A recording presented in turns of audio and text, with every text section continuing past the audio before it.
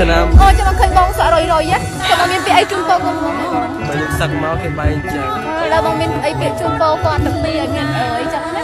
ជូនពរឲ្យគាត់ទាំងពីរមានក្តីសុខ ចា សុខ ចឹង មានសុភមង្គលក្នុង ចឹងអ្នកនរគ្នាចាំមកគេថាចេះកុំឲ្យស្ដាប់មិនខ្លាចគេចង់ដឹងទេបើលើសុខភាពការបាត់ លុយទៅពោះទេ ចុះមួយហើយចុះមួយហើយ បងប្រាប់ផ្ញើបងផ្ញើទៅទៅគ្នាគេចឹងអស់គ្នា ហើយខ្ញុំសូមញ៉ាំញ៉ាអ្នកទាំងអស់គ្នាបើស្វែងទេកុំរត់ទៅបួសបើ បួសឲ្យ កុំ បាត់ បួសទៅបួសហើយដូចខ្ញុំយ៉ាងនោះបួស គេការចោលហ៎ ចាំឲ្យខ្ញុំពេលនេះចាំ អរគុណច្រើនដល់ប៉ុន្តែជម្រាបលាខ្ញុំថា